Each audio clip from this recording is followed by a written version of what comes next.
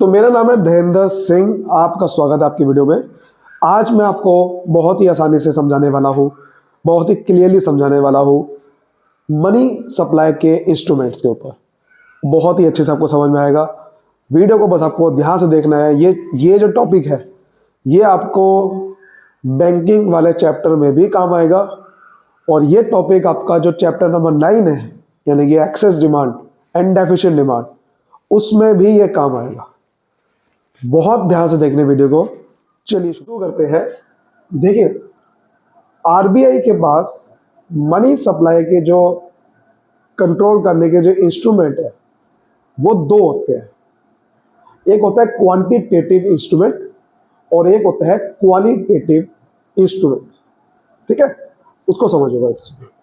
और ये जो आरबीआई जो मनी सप्लाई का कंट्रोल करती है वो मॉनेटरी पॉलिसी से कंट्रोल करती है। पहले आपको ये बात समझनी है, किससे कंट्रोल करती है? Monetary policy. Monetary policy RBI जो बनाती है वो मनी सप्लाई को कंट्रोल करने के लिए, या फिर उसको रेगुलेट करने के लिए, या उसको क्रेडिट क्रिएशन को कंट्रोल करने के लिए बनाई जाती है। तो ये आपने समझ लिया। अब मैं बात करता हूं जरा मॉनेटरी पॉलिसी। तो जैसे मैंने बताया आपको कि आरबीआई के पास दो इंस्ट्रूमेंट होते हैं, quantitative instruments and qualitative instrument. Clear? अब सवाल उठता है कि क्वांटिटेटिव क्या होता है, क्वालिटेटिव।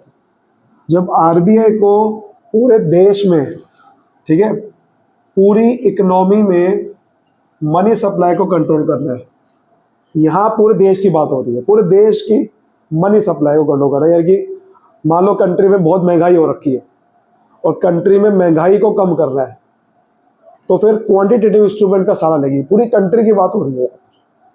लेकिन क्वालिटेटिव होता है जब किसी कंट्री की बात नहीं हो रही, पूरी कंट्री में किसी पर्टिकुलर सेक्टर में मनी सप्लाई को कंट्रोल करना है। मान लो आपको लग रहा है कि एग्रीकल्चर सेक्टर में मनी सप्लाई को कंट्रोल करना है, तो क्वालिटेटिव इंस्ट्रूमेंट काम आएगा, क्वांटिटेटिव नहीं।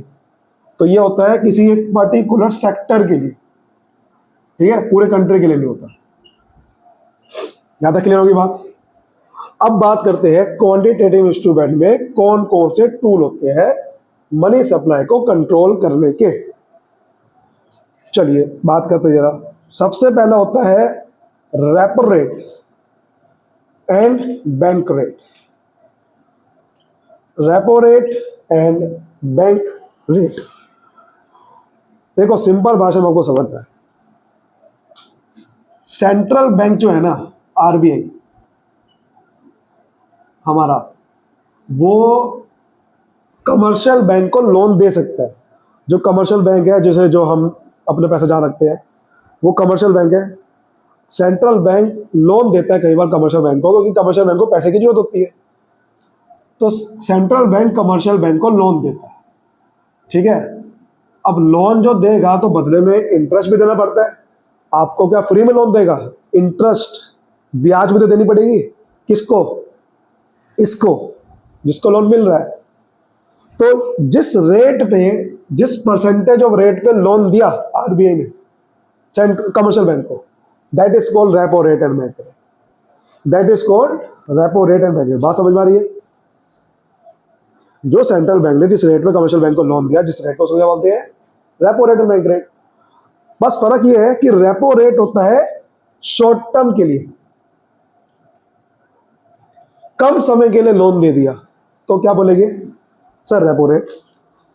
और अगर लॉन्ग टर्म के लिए लोन दिया, लंबे समय के लिए, कि आप आज लोन ले लो, चुकाना 5 साल के बाद, 10 साल के बाद, तो ये क्या हो गया?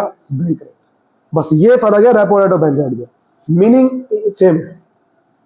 क्लियर? ओके। अब बात करते हैं जरा। मान लो कंट्री में बहुत मनी सप्लाई ज्यादा हो रखी है, या फिर कंट्री में एग्रीगेट डिमांड, यानी कि कंट्री में लोग ज्यादा सामान खरीद रहे हैं, महंगाई हो रखी है। कैसे कंट्रोल करें फिर? इसके थ्रू। तो सिंपल बात समझनी है कि आपको हमेशा, जब भी मैं आपसे पूछूंगा ना मनी सप्लाई को कंट्रोल करना है, तो मनी सप्लाई क्रिएट कौन करता है? Commercial bank. कमर्शियल बैंक जब लोगों को लोन देते हैं ना, पब्लिक को, तो मनी सप्लाई ज्यादा होता है। आरबीआई क्या करता है, इन इंस्ट्रूमेंट के थ्रू कमर्शियल बैंक पे कोशिश करता है कि पैसा कम हो जाए ताकि वो लोन ज्यादा ना दे पाए।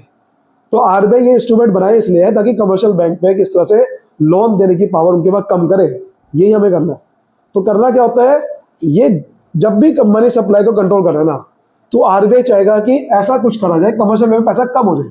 वो क्या करेगा, इस रेट को, रेपो रेट और बैंक रेट को बढ़ा देगा, इंक्रीज कर देगा। इंक्रीज कर देगा क्या होगा, जैसे मान लो ये 10% का लोन मिल रहा है, कमर्शियल बैंक फिर आगे पब्लिक को अगर लोन देगी तो ऑब्वियसली बात है 10% से ज्यादा का देगी, क्योंकि कमर्शियल बैंक को नुकसान हो जाएगा। अगर वो पीछे 10% का इंटरेस्ट दे रही है और आप लोन लेने जा रहे हो कमर्शियल बैंक से, तो आपको लोन महंगा ही देने की कोशिश करेगी, क्योंकि उसको वरना लॉस हो जाएगा। तो वो आगे लोन महंगा देने की कोशिश करेगी। तो जैसे ही रेट बढ़ा देते हैं हम रेपो रेट बैंक में, कमर्शियल बैंक आगे लोन महंगा देती है, ज्यादा इंटरेस्ट में देती है पब्लिक को, फिर कोई पब्लिक लोन लेता नहीं है, क्योंकि ज्यादा इंटरेस्ट पर लोग लेंगे नहीं, कम लोग लेंगे, तो क्रेडिट क्रेशन कम हो जाएगा। क्रेडिट क्रेशन क्या होता है, लोन बांटना, लोन बांटना कम हो जाएगा, उसका मनी सप्लाई कम हो जाएगी, महंगाई कम। और डिक्रीज करेंगे तो उल्टा हो जाएगा। अगर रेपो रेट और बैंक रेट डिक्रीज कर दिया तो लोन सस्ता मिलेगा, सस्ता मिलेगा तो आगे भी सस्ता देंगे, आगे सस्ता देंगे तो लोग ज्यादा लेंगे, मनी सप्लाई ज्यादा हो जाएगा। समझ आ गई बात। तो जब कंट्री में इन्फ्लेशन है तो इंक्रीज करो, डिफ्लेशन है तो डिक्रीज करो, मंदी हो रखी तो डिक्रीज। नेक्स्ट हम बात करते हैं reverse repo rate. Repo rate समझ लिया कि जो कमर्शियल बैंक को जिस रेट पे लोन मिलता है आरबीआई से। रिवर्स रेपो रेट क्या, उल्टा है इसका मतलब कि कमर्शियल बैंक क्या लोन देता है, नहीं। इसका मतलब यह है कमर्शियल बैंक आरबीआई को अपना सरप्लस फंड जमा करता है जिस रेट पे, जैसे कि हम सेविंग अकाउंट खोलते हैं तो वहां पर हमें इंटरेस्ट मिलता है जिस रेट पे, ऐसे ही सरप्लस फंड जिस रेट पे जमा करता है आरबीआई के पास, वो रिवर्स रेपो रेट होता है। अब अगर कंट्री में मनी सप्लाई ज्यादा हो रखी है, एडी ज्यादा हो रखा है, एग्रीगेट डिमांड ज्यादा हो रखी है, महंगाई हो रखी है, तो इसमें भी क्या करना है, हमें इंक्रीज करना होगा। आरबीआई क्या करता है, इंक्रीज कर देता है। क्यों, खुद सोचो आप, अगर ये रेट बढ़ा दिया, मान लो ये 5% है, हमने इसको 10% कर दिया, तो भैया ज्यादा जमा करेगा पैसा। जैसे कि आपका सेविंग अकाउंट में अगर ज्यादा इंटरेस्ट मिला तो ज्यादा जमा करोगे आप, जैसे ही आप ज्यादा जमा करोगे तो आपके पास पैसा कम हो जाएगा। ऐसे कमर्शियल बैंक में पैसा कम हो जाएगा लोन देने के लिए, क्योंकि ये पैसा कहाँ जमा कर रहा है, डिपॉजिट्स अपने आरबीआई के पास। तो जब इसमें पैसा कम हो जाएगा तो इसकी लेंडिंग कैपेसिटी कम हो जाएगी, यानी कि लोन देने की कैपेसिटी कम हो जाएगी। लोन कम देगा तो मनी सप्लाई कम हो जाएगा, क्रेडिट क्रेशन कम हो जाएगा, मनी सप्लाई कम, महंगाई कम। और डिक्रीज करना है तो उल्टा होगा, यानी कि कंट्री में डिफ्लेशन हो रखा है, मंदी हो रखी है, पैसा नहीं लोगों के पास, बढ़ाना है तो इसको घटा दो, तो लोन कम, ये कम जमा करेगा यहाँ पर पैसा, तो आगे लोन ज्यादा देगा। समझ लो बात को, बस लॉजिक समझना, आपने कॉन्सेप्ट को समझना है, कभी दिक्कत नहीं आएगी। जहां आपने रट्टा लगाने की कोशिश करी, बस वहीं पे आपको समझ लो उल्टी गिनती शुरू होगी आपकी, वहीं पर उल्टी गिनती शुरू होगी, क्योंकि आप रट्टा लगाते हो। प्रॉब्लम ये है, समझोगे ना, कभी भूल नहीं पाओगे इसे, कभी जिंदगी में भी। आपकी प्रॉब्लम है, आप रट्टा लगाते हो। आप कहोगे नहीं लगाता मैं तो, ये नहीं लगाती मैं तो, आप लगाते हो, आप मानोगे नहीं बात, तभी तो प्रॉब्लम होता है, भूल जाते हो। रट्टा जिस दिन नहीं लगाया ना, आप देखना भूलोगे नहीं, अगर समझ नहीं बात, समझने की कोशिश करो आप, ठीक है। अगर समझो आप, ओपन मार्केट ऑपरेशन बहुत इंपॉर्टेंट। इसका मतलब होता है कि देखो, आरबीआई और कमर्शियल बैंक के बीच में ना एक मार्केट होती है, उसको बोलते हैं ओपन मार्केट। एक ओपन मार्केट होती है, मतलब वहां पर गवर्नमेंट सिक्योरिटीज ना, गवर्नमेंट सिक्योरिटीज होती है, जैसे कि शेयर डिबेंचर स्टॉक मार्केट में होता है ना, ऐसे गवर्नमेंट सिक्योरिटी होती है, वो खरीदी और बेची जाती है। तो आरबीआई या तो सेल करता है कमर्शियल बैंक को गवर्नमेंट सिक्योरिटी, या उससे बाय करता है। यहां पर भी वही लॉजिक है कि अगर कंट्री में महंगाई हो रखी है, हमें कम करनी है, तो हमें इसके पास पैसा कम करना है। वो कैसे होगा, अगर मैं इसको सेल कर दूंगा ना, जब हम किसी को सामान बेचेंगे तो उससे पैसा लेंगे, तो बस वही लॉजिक लगाना है। यानी कि अगर सेल कर दिया तो इसको इसको सेल करो और ये पैसा देगा ऐसे, तो इसको पैसा कम हो जाएगा। पैसा कम हो गया तो वही फिर आगे लोन कम दे पाएगा पब्लिक को, मनी सप्लाई कम हो जाएगा। सेम बाय में क्या होगा, अगर बाय कर ली तो इसको पैसा आरबीआई देगा, और जैसे देगा तो लोन ज्यादा दे सकते हैं, पैसा आ जाएगा उसके बाद। समझ रहे हो, जब महंगाई है तो सेल करो, डिफ्लेशन है तो बाय करो। फिर क्या होता है, लीगल रिजर्व रेशियो। क्या होता है, लीगल रिजर्व रेशियो, ये एलआरआर बोलते हैं। इसमें दो रेशियो आती है, CRR, SLR, cash reserve ratio, statutory liquidity ratio. समझो बात को। देखो आरबीआई जो है ना, आरबीआई कमर्शियल बैंक को कहता है कि जो भी आपके पास डिपॉजिट आ रहे हैं सेविंग अकाउंट में, एफडी वगैरह में, उसका कुछ परसेंटेज, मिनिमम परसेंटेज मैंडेटरी है, आपको हमारे पास जमा करना पड़ेगा। ठीक है, इसको बोलते हैं CRR, cash reserve ratio. RBI commercial bank के डिपॉजिट का कुछ हिस्सा अपने पास जमा करता है। अगर कंट्री में महंगाई है तो इसको इंक्रीज कर दो, क्योंकि जैसे आप इंक्रीज करोगे तो इसको ज्यादा जमा करेगा फिर पैसा आरबीआई के पास, क्योंकि मैंडेटरी है उसे। ये नहीं कह सकता कि नहीं जमा करना, ना ना ना, अगर ये रेट बढ़ा दो ज्यादा जमा करना पड़ेगा, इस पे फिर लोन देने की कैपेसिटी कम हो जाएगी, और लोन कम दे पाएगा तो महंगाई कम हो जाएगी। तो कंट्री में महंगाई कम करनी है, पैसा कम करना है लोगों का, मनी सप्लाई कम करनी है, बढ़ा दो। और अगर कंट्री में पैसा ही नहीं लोगों के पास तो घटा दो उसको। घटा के क्या होगा, ये पैसा कम जमा करेगा तो लोन ज्यादा दे पाएगा। समझ रहे हो बात को? ठीक है सर। एसएलआर क्या होता है सर? देखो एसएलआर कुछ नहीं है, कमर्शियल बैंक को अपने ही डिपॉजिट का हिस्सा अपने पास जमा करके रखना पड़ता है, उसे बोलते हैं एसएलआर। कमर्शियल बैंक को अपने ही डिपॉजिट का हिस्सा अपने पास जमा करके होता है, उसे बोलते हैं एसएलआर। कि मैंडेटरी कर दिया आरबीआई ने कि भैया कुछ हिस्सा तो हमारे पास रखना है, कुछ हिस्सा अपने पास रखना है जमा करके, in the form of liquid asset. मतलब कि जिससे आप कभी भी कैश में कन्वर्ट कर सकते। जैसे आपको कोई पैसा की जरूरत पड़ेगी कमर्शियल बैंक को, तो फटाफट उसको बेच के पैसा आ सके, तो अपने पास जमा करना पड़ता है लिक्विड एसेट में। ये भी सेम टू सेम कॉन्सेप्ट वही है कि अगर इसे इंक्रीज कर दिया तो अपने पास ज्यादा जमा करेगा, लोन देने की कैपेसिटी कम हो जाएगी उसके पास, क्योंकि उस पैसे से वो लोन नहीं दे सकता।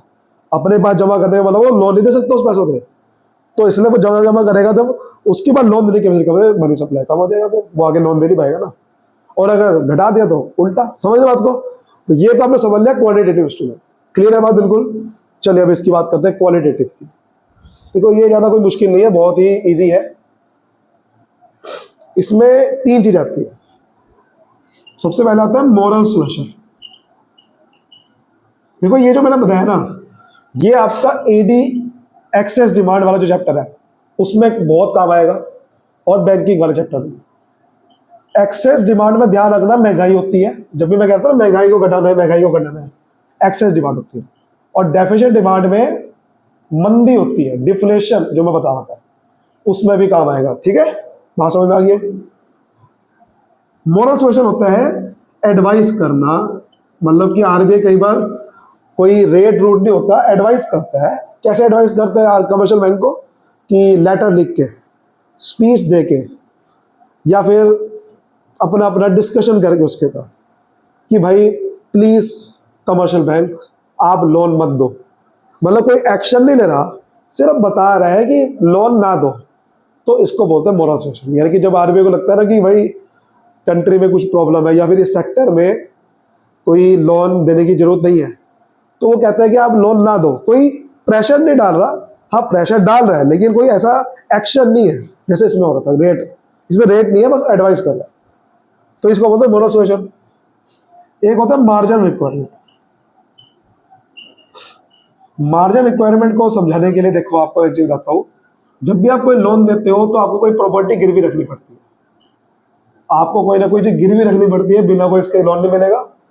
तो मान लो 1 करोड़ की आपके पास प्रॉपर्टी है। अब मार्जिन क्या कहता है? वो कहता है कि देखो मान लो आरबीआई ने कह रखा है कि 20% का मार्जिन, मतलब कि आपको अपनी प्रॉपर्टी जो गिरवी रखनी होगी लोन के बदले में, वो 20% ज़्यादा रखनी पड़ेगी, उसे बोलते हैं मार्जिन रिक्वायरमेंट। अगर आप लोन 80 लाख का लोगे ना, आपको 80 लाख की प्रॉपर्टी देनी नहीं है, उससे ज़्यादा की गिरवी रखनी पड़ती है, क्योंकि कुछ नहीं पता आगे जाके प्रॉपर्टी की वैल्यू कम हो जाए, समझ लो, और बैंक को नुकसान हो जाएगा। जैसे कि अगर 1 करोड़ की प्रॉपर्टी है तो इसका मतलब आपको 1 करोड़ का 20%, 20 लाख का लोन नहीं मिलेगा आपको 80 लाख का मिलेगा। 20 लाख का मार्जिन हो गया, तो 20% किसका निकाला है? प्रॉपर्टी का वैल्यू का। ऐसे अगर मार्जिन रिक्वायरमेंट बढ़ा दिया, 40% कर दिया, तो 40 लाख का लोन नहीं मिलेगा, लोन कम मिलेगा। इसका मतलब अगर किसी सेक्टर में या किसी जगह पे लोन कम करना है आरबीआई को, तो मार्जिन बढ़ा देगी, जिससे लोन कम मिलेगा, क्योंकि प्रॉपर्टी ज़्यादा रखनी पड़ेगी। और अगर किसी सेक्टर में मार्जिन मतलब लोन बढ़ाना है तो कम कर दो मार्जिन को, सिंपल। उसके बाद आता है selective credit control. Selective credit control, इसमें एक ही चीज समझनी है, वो है क्रेडिट रेशनिंग। कैसे समझनी है? क्रेडिट रेशनिंग मतलब कि आरबीआई कई बार कहता है किसी सेक्टर में, जैसे एग्रीकल्चर सेक्टर में लोन बहुत जा रहे हैं, उनको ये कहता है साफ साफ कि आपको लोन नहीं देना, प्रोहिबिट कर दिया, रोक लगा दी। तो क्रेडिट रेशनिंग का मतलब होता है रोक लगा देना कि भाई आपको इस सेक्टर में लोन नहीं देना, बस बात खत्म। एडवाइस करना नहीं, लोन देना ही नहीं। और अगर आपको लगता है कि किसी सेक्टर में लोन बढ़ाना है, तो आरबीआई कहता है कि क्रेडिट रेशनिंग हम हटा रहे हैं, ठीक है, आपको लोन देना है। तो ये होता है। उम्मीद करता हूँ आपको सब कुछ समझ में आया होगा बिना कोई दिक्कत के। मैंने कोशिश करी है कि बिल्कुल इजी लैंग्वेज में समझाने की कोशिश करी है। वीडियो को पसंद आई तो लाइक करिए, सब्सक्राइब करिए, फैला दीजिए। Thank you so much.